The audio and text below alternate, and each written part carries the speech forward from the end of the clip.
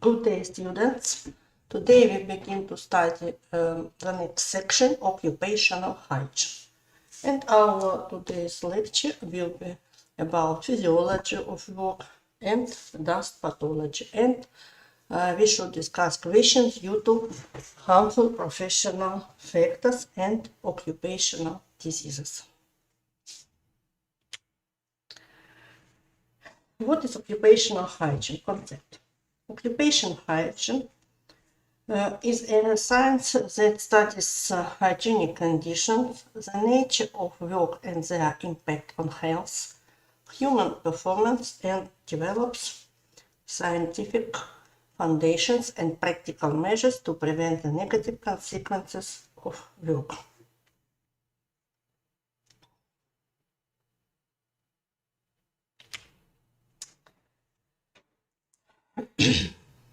Occupational hygiene consists of some divisions.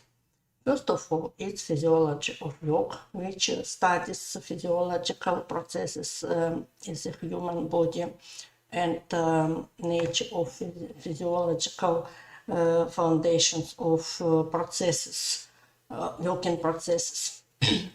Then hygiene of work with harmful physical occupational factors, for example, with noise, with vibration, electromagnetic fields. Radiation. Next section is radiation hygiene, which studies ionizing radiation and impaction of this factor on human organism, on workers. Next section, hygiene of work with industrial poisons, with chemical substances. This section has name industrial toxicology. Next section, hygiene of work in agriculture, agricultural toxicology, and hygiene of work in conditions of dust pollution of air, including prevention of professional dust pathology. First of all, pneumoconiosis.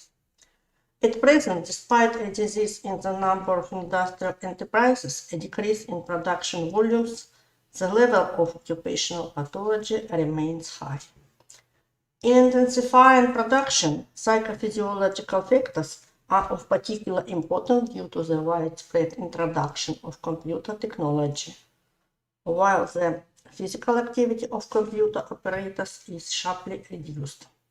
In this regard, in the near future, we can expect not only a quantitative change in the nosological forms of occupational pathology, but also the emergence of new occupational diseases.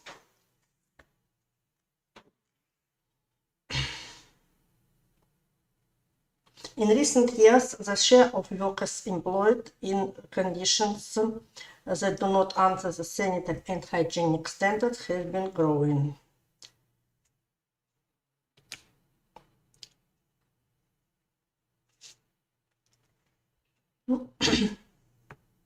And now we should discuss question about criterion of healthy and safe working conditions. It is a main task for health services, hygiene science, and practice. In order to preserve and strengthen the health of the population of working age, the following should be recognized as priorities.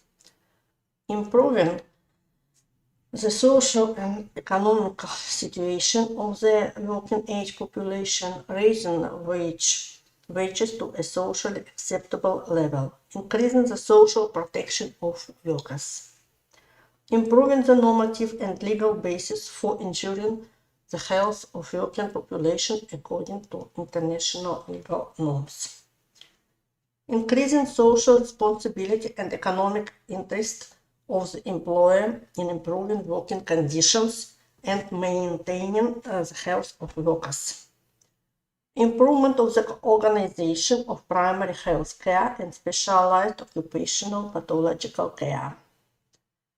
Scientific development of the ideology of management of occupational and other risk factors for the health of workers. Formation of a healthy, socially active lifestyle of the working age population, and an increase in the employer's individual responsibility for health. And now we should discuss questions due to occupational harmful factors and occupational diseases. A harmful production factor is a factor of the environment and the labor process, the impact of which on the worker under certain conditions can cause occupational illness, usually chronic, temporary or permanent decrease of working capacity, an increase in the frequency of somatic and infectious diseases, worsening health of the offspring. Doctors who study and treat occupational diseases are named occupational pathologists.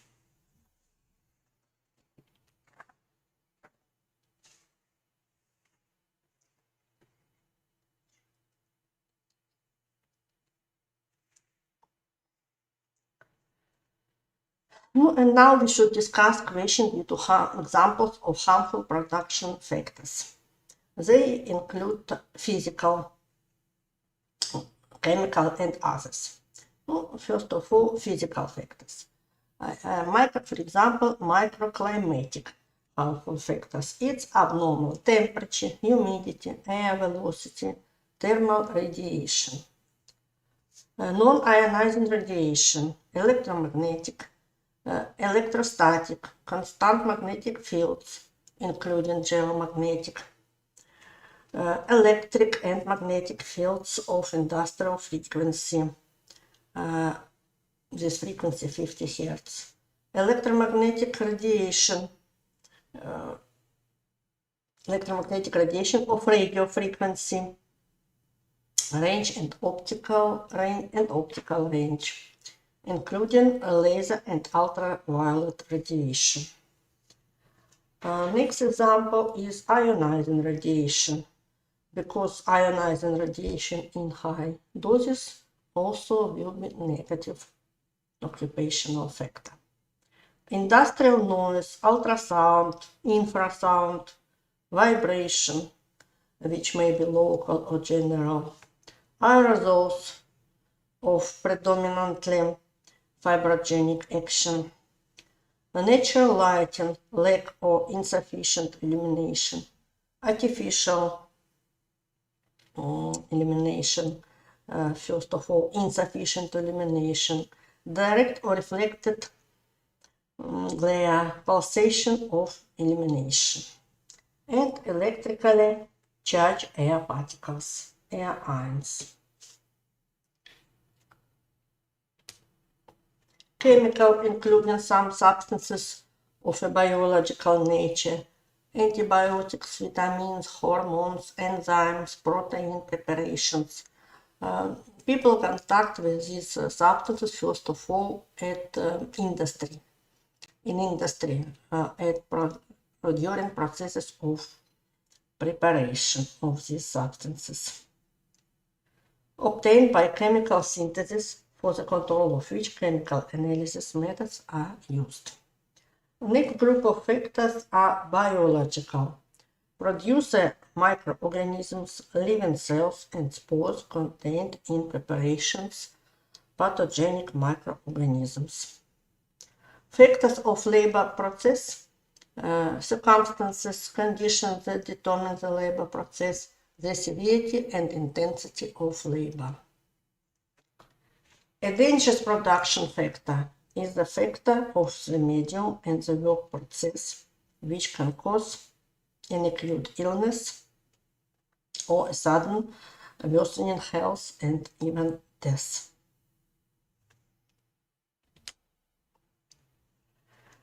On this slide, you can see classification of occupational harmful factors. There are 5 groups: psychophysiologic, and physical factors of labor, the defects of workplace and equipment. Next group we discussed physical occupational factors, next chemical occupational factors, biological occupational factors, and industrial traumatism. Here in this classification, separate group is industrial traumatism, which by nature may be mechanical, thermal, electric. A safe working condition are those conditions under which exposure to harmful and dangerous production factors is excluded or their levels do not exceed hygienic standards. An occupational disease is defined by the International Labour Organization, is one that develops as a result of exposure to risk factors associated with work. Occupational risk is the likelihood of a violation, damage of health, taking into account the severity of the consequences as a result of the unfavorable influence of factors of the working medium and the labor process. Occupational risk is determined taking into account the magnitude of exposure to these factors and indicators of the health status and visibility of workers. Currently, there is no generally accepted classification of occupational diseases. Each country, a member of the International Labour Organization, establishes its own list of occupational diseases and determines measures for their prevention and social protection of victims.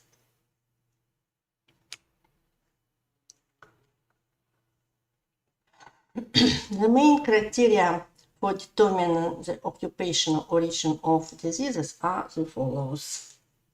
The presence of a connection with a specific production factor, for example, dust causes pneumoconiosis. Presence of causal relationships with the working environment and profession. Excess of the average level of morbidity in a certain professional group in comparison with the entire population. The list of occupational diseases is divided into 3 sections. The first contains the name of the diseases in accordance with the World Health Organization International Classification of Diseases 9 revision. Diseases are grouped into 7 main groups. At this slide you can see this classification. First of this group, caused by chemical factors, acute and chronic poisonings with affection of different organs and systems, for example, contact dermatitis. Next group, caused by dust, pneumoconiosis, chronic dust bronchitis. Next, caused by physical factors, vibration disease, noise disease, radiation disease, electro-ophthalmia, casein disease. Physical overload or overtension of any system, associated diseases. Caused by biological factors, for example, tuberculosis, brucellosis, anthrax, allergy, and tumors. The second contains dangerous, harmful substances and production factors, the impact of which can cause specific occupational diseases. The third section contains an approximate list of works and industries where certain occupational diseases may occur. The list of occupational diseases is the main document that is used in establishing a diagnosis, resolving questions of examination of work ability, medical, social, and labor rehabilitation, as well as some of the questions related to compensation for damage caused to an employer in connection with damage to health. Depending on the timing of the formation of occupational diseases, they are divided into acute and chronic. Acute occupational disease or poisoning are diseases that develop suddenly after a single, within no more than one work shift, exposure to harmful industrial factors. Chronic occupational diseases or poisoning are diseases that arise as a result of prolonged exposure to harmful factors. Chronic ones include the consequences of occupational diseases. For example, persistent organic changes in central nervous system after intoxication with carbon monoxide. Some diseases that develop long after stopping work. For example, beryllium disease, silicosis, as well as diseases in the development of which occupational disease are a risk factor. For example, lung cancer and asbestosis, dust bronchitis.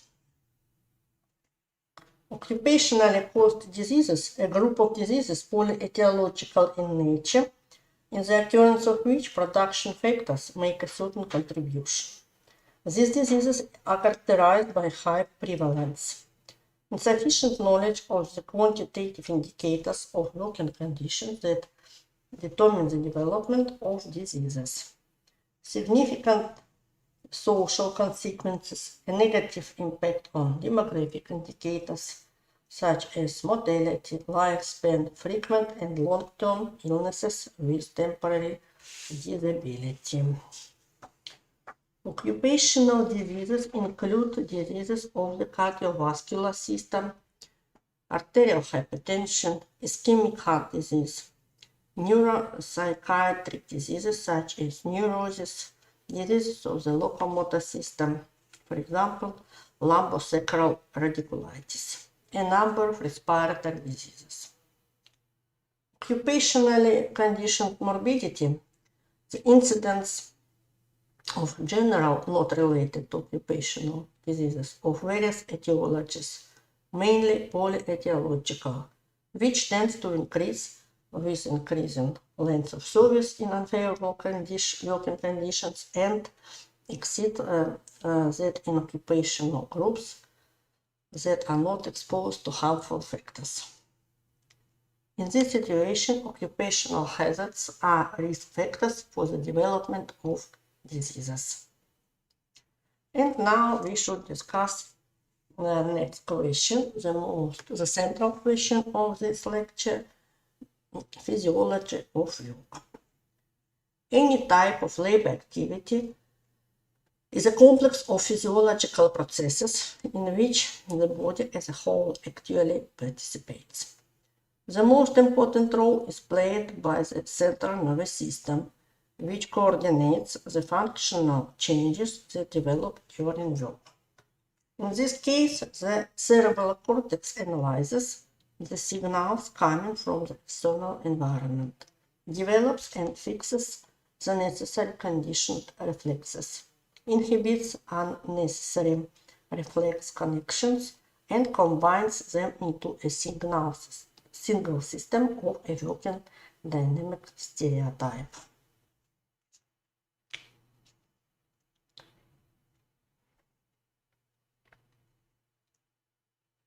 Physiology of labor studies changes in the functional state of the human body under the influence of labor activity in order to develop and substantiate physiological measures to optimize the labor process that contribute to maintaining high performance and maintaining human health. The tasks of labor physiology are study of the physiological laws of various types of labor, study of the physiological mechanisms of the dynamics of working capacity and fatigue of a person in industrial conditions, assessment of the severity and intensity of the labor process.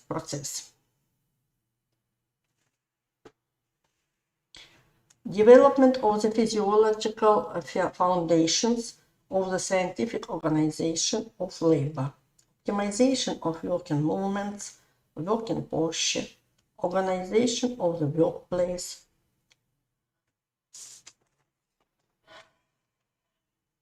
working rhythm, work schedule, and intra-shift rest. Design of equipment, vehicles, taking into account the psychophysiological and anthropometric parameters of a person.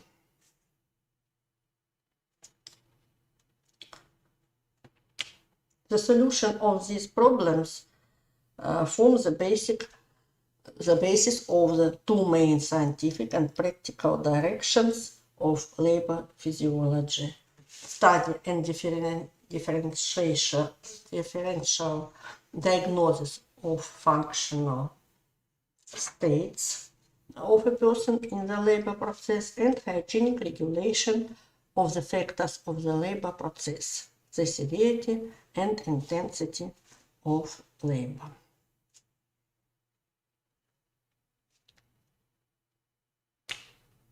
Our next question, different forms of labor.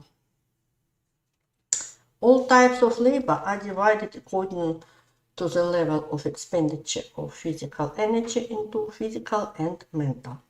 The first is characterized by the predominance of muscle activity, the second by mental and creative activity.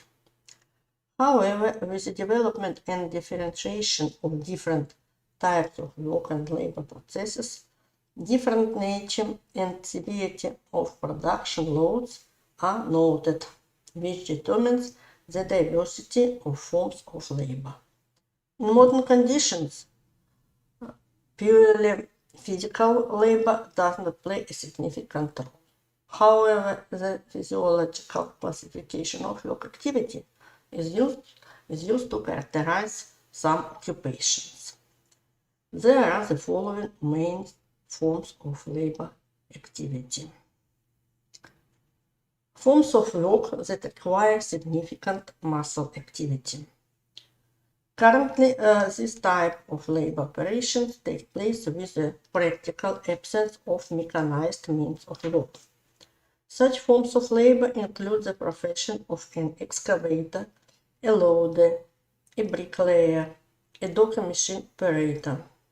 Significant muscle loads are noted in a number of other professions in which the mechanization of the production process is partially lacking, for example, in mining and coal production.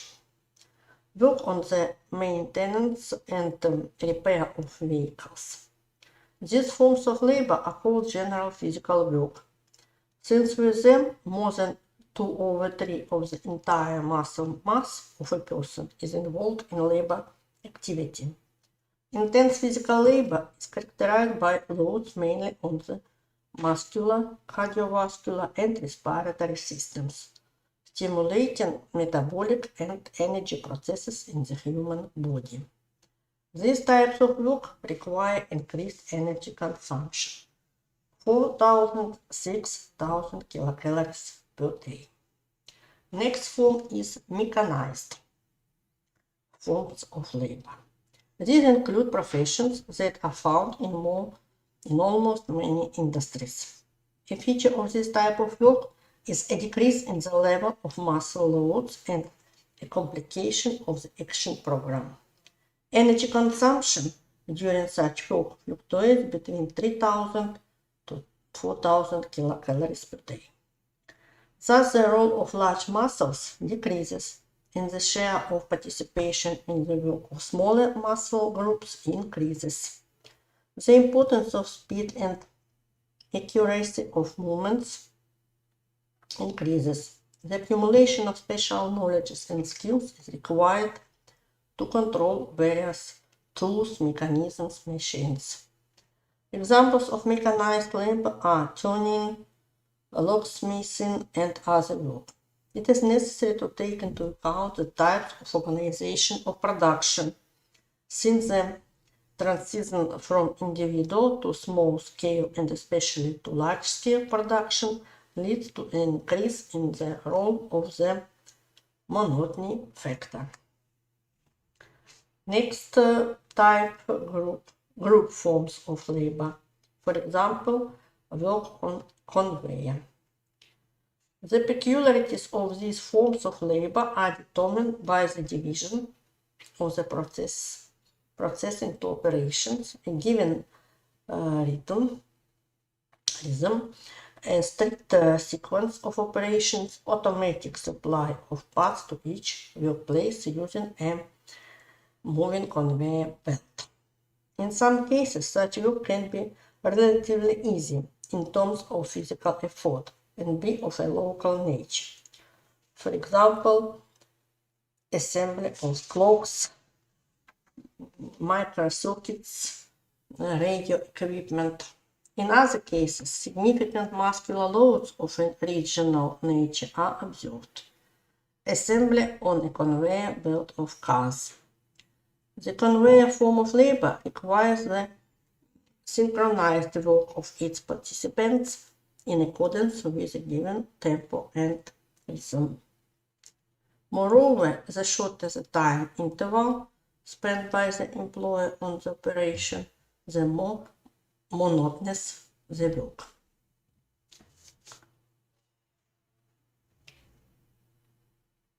Next type, the forms of labor associated with automatic production significantly change the role of a person in the labor process.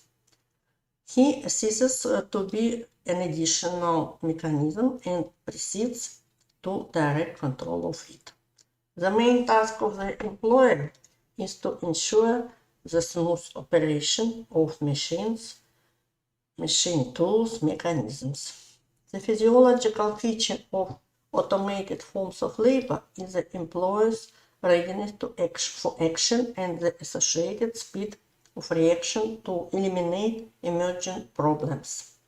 Such a functional state of operational waiting is different in terms of the degree of fatigue, depending on the attitude to work, the urgency of the required action, the responsibility of the impending work.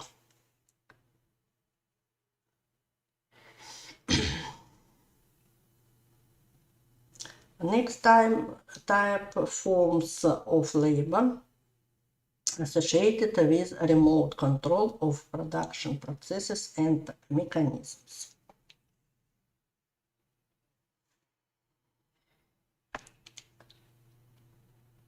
Automation of production is a stage in the development of production which is characterized by partial or complete control of production processes by a person, operator, using various devices and systems. With these forms of labor, a person is included in the management system as a necessary operational link. The less automated a management process, the greatest his participation. From a physiological point of view, there are two main forms of production process control. In some cases, control panels require frequent active human actions, and in others, rare. Forms of intellectual, mental labor.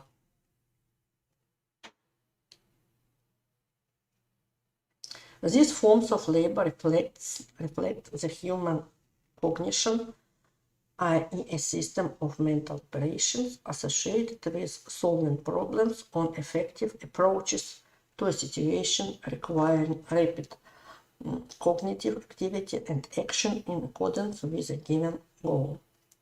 Characterizing the enterprise from the standpoint of material production, this work will be represented by such professions as designers, engineers, technicians, dispatchers, operators, and outside it, doctors, teachers, university professors, writers, artists.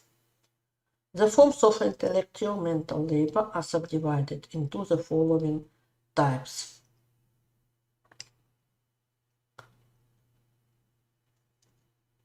Performing, administrative, operators, creative. An example of performing work is the activities of laboratory assistants, nurses, administrative heads of institutions, firms, corporations, operators of automated lines and systems, telephone operators, telegraph operators, railway and aviation dispatchers. Creative is the work of scientists, writers, composers, actors, painters, architects, designers.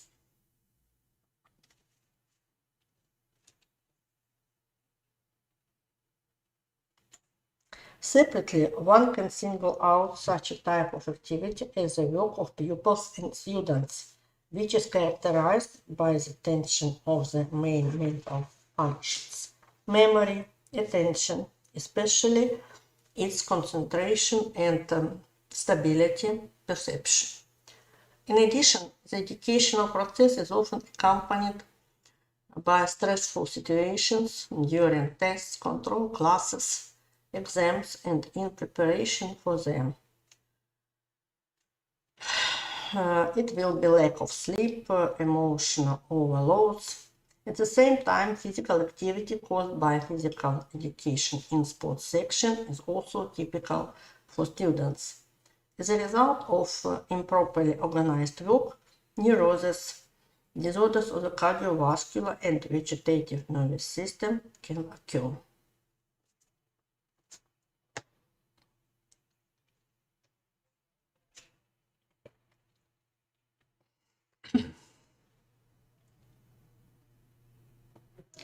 Now we should discuss question during other division of working process. In accordance with the guidelines for the hygienic assessment of the factors of the working medium and the labor process, criteria and classification of working conditions, all working conditions are divided into 4 classes: optimal, permissible, harmful, and dangerous.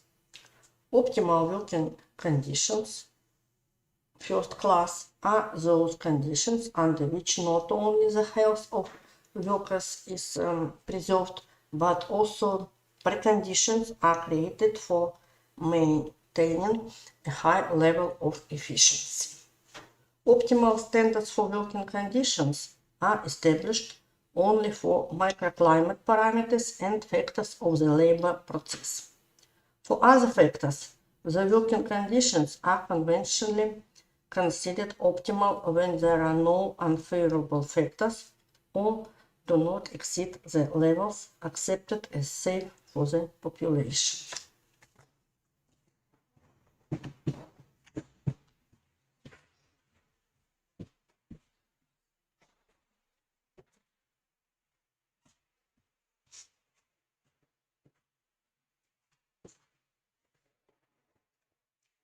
Acceptable working conditions, second class, are characterized by such levels of environmental factors and the work process that do not exceed the established hygienic standards for workplaces, and possible changes in the functional state of the body disappear during the regulated rest or by the beginning of the next shift, and should not have an adverse effect in the near and distant period on the health of workers and their posterity. The first and second classes of working conditions are considered safe for workers. Harmful working conditions, or third class, are characterized by the presence of harmful production factors that exceed hygienic standards and have an adverse effect on the body of workers and or their posterity. Harmful working conditions, according to the degree of exceed of hygienic standards and the severity of changes in the body of workers, are divided into 4 degrees of harm. Dangerous or extreme working conditions, its fourth class, are characterized by the level of production factors, the impact of which during the work shift or part of it poses a threat to life, a higher risk of developing acute occupational disorders, including severe forms. The work process can vary in severity and intensity. The severity of labor is a characteristic of the labor process reflecting the load on the locomotor system and functional systems of the body, cardiovascular, respiratory, ensuring its activity. The severity of labor is characterized by a physical dynamic load, the mass of the lifted and moved load, the total number of stereotyped working movements, the magnitude of the static load, the shape of the working posture, the degree of the body slope, and movements in space. Labor intensity is a characteristic of the labor process reflecting the predominant load on the central nervous system, sense organs, and the emotional sphere of the employer.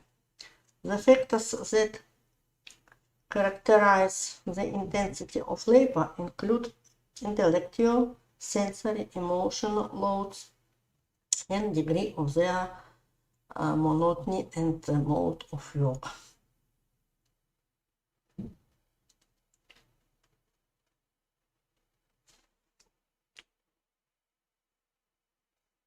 The main task of labor physiology in the field of the organization of the labor process is to prevent the development of fatigue and over-fatigue. On this slide, you can see several definitions from labor physiology. First of all, it's efficiency or work capacity or serviceability. All these words are synonyms. Is the ability of a person to perform the maximum permissible amount of work, which can be mental and physical, for a given time and with a certain efficiency. A person's performance depends on the level of his training, the degree of consolidation of working skills and experience of the worker, his physical, physiological, and psychological state, health, and other factors. Throughout the work shift, week, month, working capacity varies widely. This is due to the influence of both external and internal environmental factors. Among the external ones, the intensity of factors of labor activity, the degree of rational organization of the production process are of leading importance. From internal factors, motivation and the emotional side of work, the level of functional activity at the time of work, the value of a person's physical fitness and psychophysiological adaptation to work, his personality characteristics are distinguished. Efficiency in the process of work has several phases. First phase, work start, reflects the property of individual functional systems and the body as a whole to increase the levels of functioning at the beginning of work in accordance with its nature and intensity. It is characterized by the presence of a period of mobilization of functional systems on the activities of which the success of the fulfillment of a labor task depends.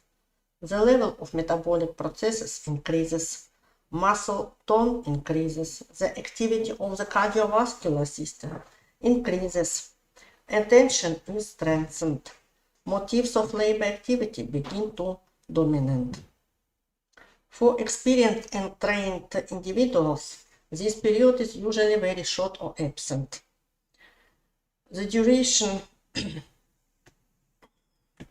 of this phase depends on the intensity of the factors of the labor process and the individual characteristics of the employer.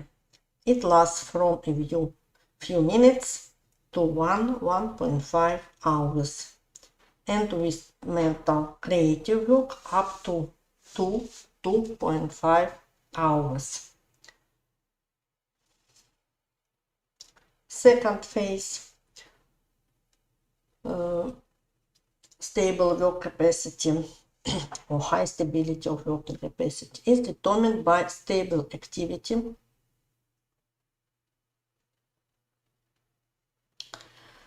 with optimal adequate energy supply. Working reactions are accurate and correspond to the required rhythm. There is a steady mobilization of attention, memory, and the processes of perception and processing of information are in exact accordance with the required algorithm of actions. Labor productivity and efficiency are maximal. The duration of this phase can vary from 2 to 2.5 hours or more, depending on the working conditions, the severity and intensity of labor. Third phase, a decrease in working capacity, indicates the development of fatigue in the regulatory links of the central nervous system and increase in the time of reflexes, worsening the body's energy.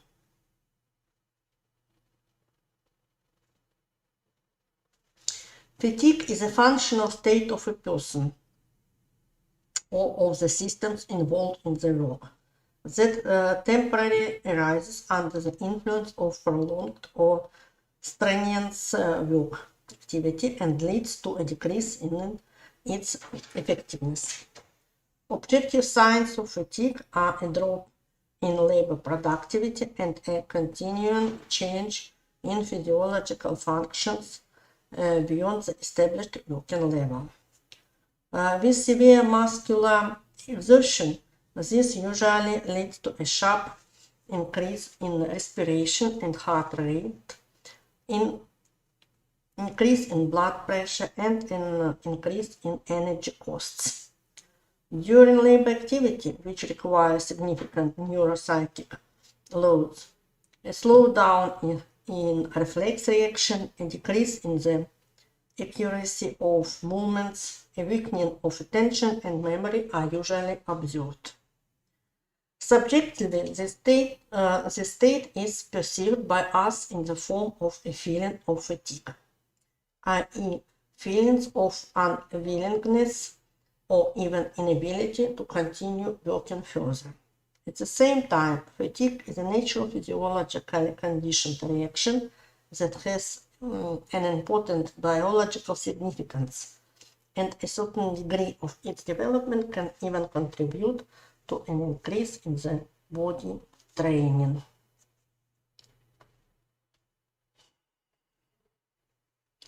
Until now, there is still no complete answer to the question of the essence and physiological mechanisms of the development of fatigue. Various versions of the humoral holistic concept were identified, the essence of which is as follows. Firstly, the cause of fatigue is the metabolic products formed during work, primarily lactic acid, and secondly, the point of their application in the muscles themselves or myoneural connections. This concept did not take into account the influence of the coordinating role of the central nervous system. Objective evidence of the validity of the central nervous theory of fatigue, the influence of an emotional state on a person's performance. In this respect, the facts of the manifestation by people at the moment of danger or great spiritual uplift of exceptional strength and endurance are well known. In addition, it was repeatedly noted that the state of pronounced fatigue was temporarily relieved by a pleasant news, kind word, invigorating music, etc. Finally, interest in the work performed can also slow down its onset and reduce the manifestation of fatigue. On the contrary, if labor activity is carried out under compulsion and there is no interest in its result, fatigue can come much faster and be more intense. The mechanisms for the development of fatigue during mental activity has much in common with the occurrence of this state when performing physical work. First of all, in both cases, the leading role is played by functional changes in the cells of the cerebral cortex, and therefore we can only talk about changes in different cortical centers. With the wrong organization of the production process, a kind of pathological condition called overfatigue can develop. The essence of the state of overfatigue consists in the manifestation of various pre-pathological and pathological syndromes, which is accompanied by a significant violation of a number of functions, a sharp decrease in the efficiency and quality of activity and normalized only as a result of treatment and rehabilitation.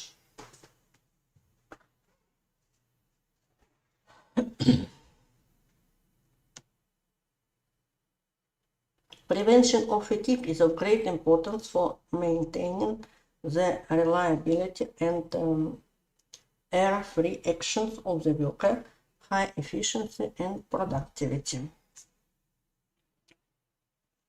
Prophylaxis of fatigue. The duration of employment should not exceed 8 hours per day. This physiologically justified duration of work also applies to the 5-day work week, which provides the best opportunities for rest and recuperation of the body.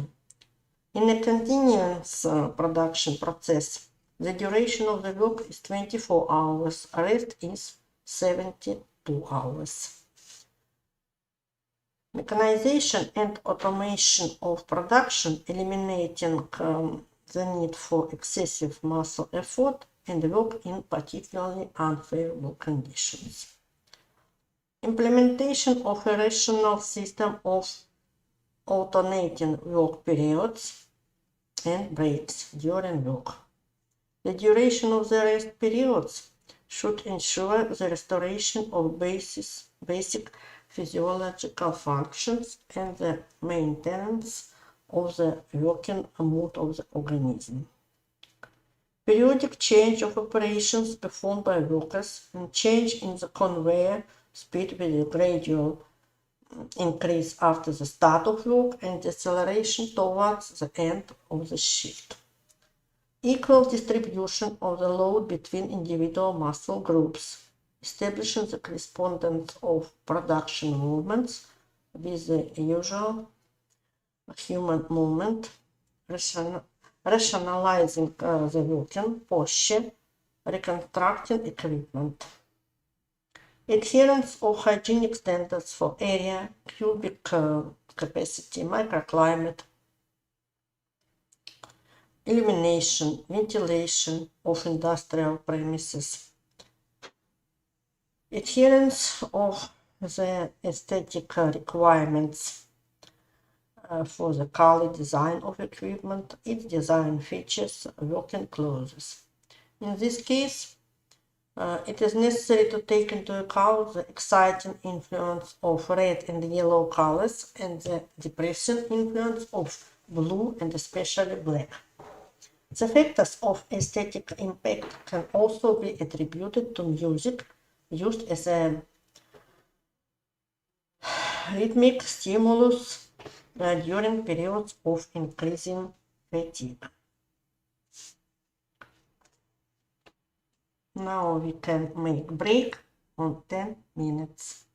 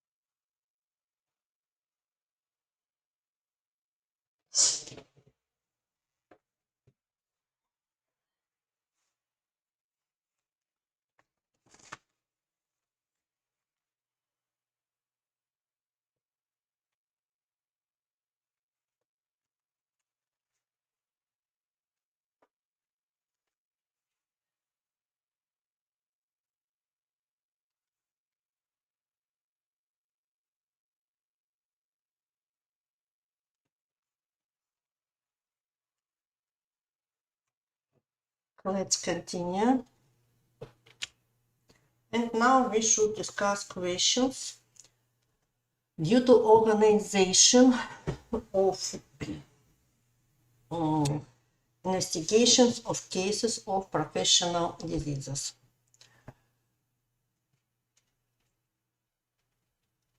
First of all, we should discuss acute professional diseases. Diagnosis must be made by any doctor of any health facility. He must write emergency notes about acute occupational disease or poisoning and send to the Department of Work Hygiene of Sanitary Epidemiological Station. Doctors of sanitary service, after receiving this notice during 24 hours, must go to the enterprise to investigate conditions of work. In case of chronic occupational disease, diagnosis can be made only by the doctor of the special department of occupational pathology, i.e. by doctor of professional pathologists. These special departments of occupational pathology are in big cities, for example, in Moscow, St. Petersburg. It's big special hospitals or special departments of occupational pathology. If several people suffer from certain occupational conditions, a list of these patients also must be sent to Department of Sanitary Station. Doctors of sanitary service during 7 days must go to enterprise to investigate conditions of work. Final diagnosis of chronic occupational disease can be made only after conclusion of sanitary epidemiological station.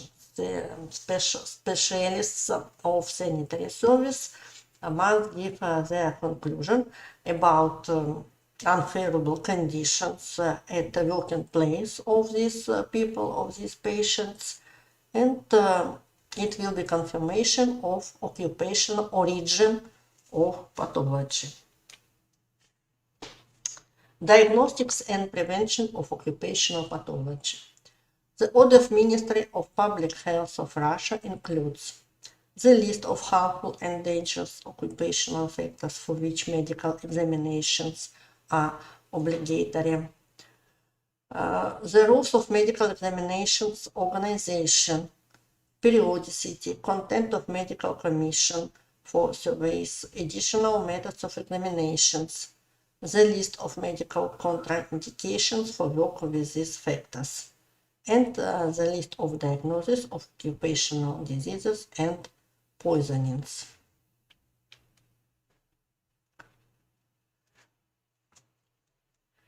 Kinds and organization of workers' medical examinations. Maybe two main kinds of medical examinations of people who want to work at certain industry. First of all, it's very important for people who want in industries with harmful factors, where harmful occupational factors. Preliminary medical examinations for going to work with harmful and dangerous occupational conditions. The aims of such medical examinations are to admit to work only those whose health condition completely corresponds to the requirements of certain work. Not to admit to work those who have health deviations which can become more severe under influence of working conditions, and those who have infectious or parasitic diseases. Periodic medical examinations. Regular medical survey of working people in harmful or dangerous conditions. Aims of periodic medical examinations are to reveal early manifestations of occupational diseases, to reveal the general diseases hindering further work, to appoint individual treatment and prophylactic measures.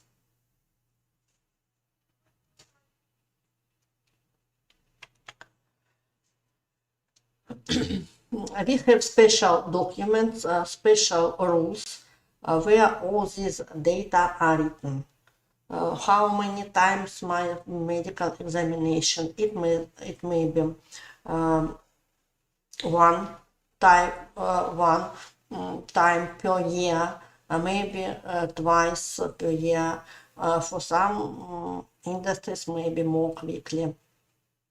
And list of specialists who participate in such medical examinations, and contraindications to work with this harmful factor, and additional measures of examination, for example, X-ray examination, CT, laboratory tests. It depends on nature of occupational factor.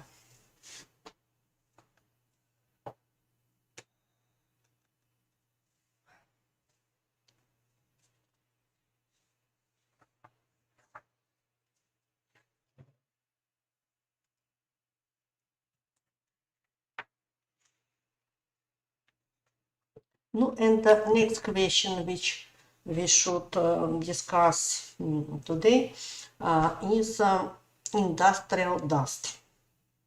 Dust as a harmful occupational factor.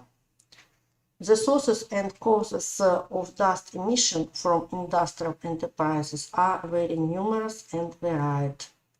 So in mines, a large amount of dust can enter the air during pneumatic drilling, during the operation of cutters, coal combines.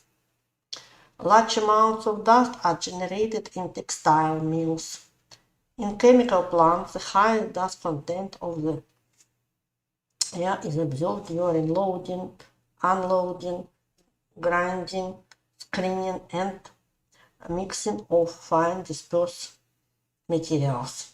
High dust concentrations in many cases depend on poor work organization and failure to take proper preventive measures. On this slide, you can see a classification of industrial dust. By origin, dust may be organic, for example, vegetable, animal, polymeric, inorganic, mineral, metallic, mixed. At the place of formation, disintegration aerosols formed during grinding and processing of solids, condensation aerosols resulting from the condensation of vapors of metals and non-metals, slags. By dispersion, visible when particles more than 10 microns, microscopic and ultra-microscopic. Dust with particles less than 5 microns is the most dangerous, since it can penetrate into the deep parts of the lungs, up to the alveoli. The qualitative composition of dust determines the possibility and nature of its action on the body. The shape and consistency of dust particles, which to a certain extent depend on the nature of the starting material, are of some importance in this respect. The degree of harmful effect also depends on its solubility in tissue fluids of the body. For toxic dust, high solubility plays a negative role, intensifying and accelerating its harmful effect. Industrial dust causes the development of pustular skin diseases, dermatitis, conjunctivitis, non-specific respiratory diseases, rhinitis, pharyngitis, dust bronchitis, pneumonia, lung cancer from exposure to cancerogenic dust such as soot, asbestos, pneumoconiosis from exposure to fibrogenic dust. Pneumoconiosis, the most frequent and the most widely spread occupational pathology in the world. It's chronic diffuse pulmonary disease associated with long inhalation of dust and following it fibrosis of pulmonary tissue. And here you can see examples of pneumoconiosis. More often it's silicosis caused by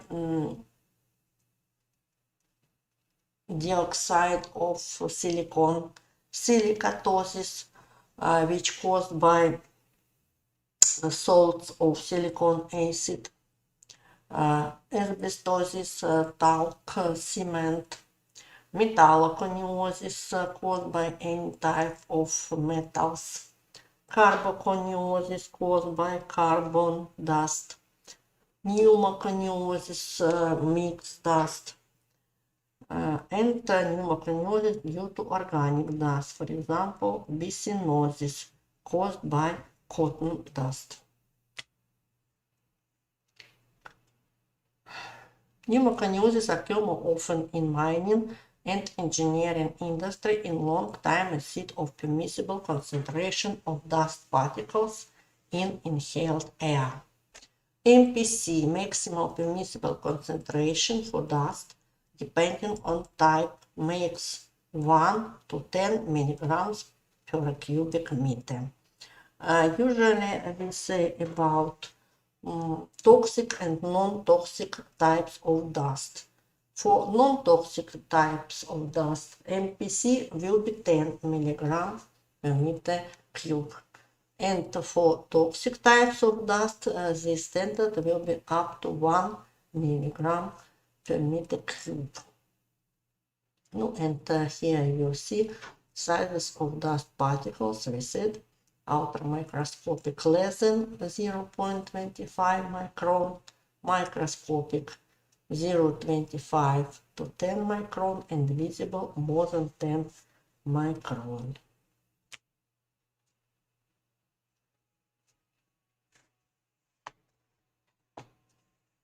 Etiology and pathogenesis. The main factor is dust that is contained in inhaled air and accumulated in lungs.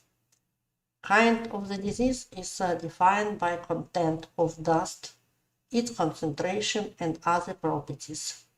Size, solubility, hardness, charge. The most pathogenic dust is quartz. The particles of dust, due to their properties, cause cytotoxic effect, activation of free radicals, immune reactions. The most typical process is pneumosclerosis, nodular or interstitial, reaction of lymph nodes, reactive pulmonary emphysema, bronchiectasia, chronic atrophic bronchitis, dystrophic and necrotic changes of lungs with occurrence of so-named anthracotic caves and non-specific pulmonary consumption, black consumption, phthisis atrum. Nodes may fuse with occupation of entire lobe, more often lower. In this picture you can see healthy lung and lung suffering from pneumoconiosis. We can see black color of lung. Clinical signs. Usual clinical signs are dry cough, breathlessness, chest pains, rough respiration, box sound in percussion. In disease progress, the signs are intensified. Restrictive respiratory failure is joint that is manifested with restriction of physical loading and respiratory excursion. Orthopnoea, diffuse rales, appearance of sputum, sometimes with blood. The following stage is development of pulmonary heart with following severe cardiac and respiratory failure, sometimes with pulmonary bleeding, occurrence of lymphobronchial and esophageal bronchial fistulas, aspiration pneumonia, mediastinitis, pulmonary gangrene. Diagnostics. The main type of diagnosis is X-ray examination and CT. In this picture also you see X-ray röntgenograms, and in upper picture nodular pneumoconiosis, and in lower picture interstitial pneumoconiosis. Except X-ray examination may be functional examination of breathing, spirometry, spirography. It may be blood test. Leukopenia. In blood we can reveal leukopenia, lymphopenia, monocytosis, and deviation to the left. Now here pictures of CT.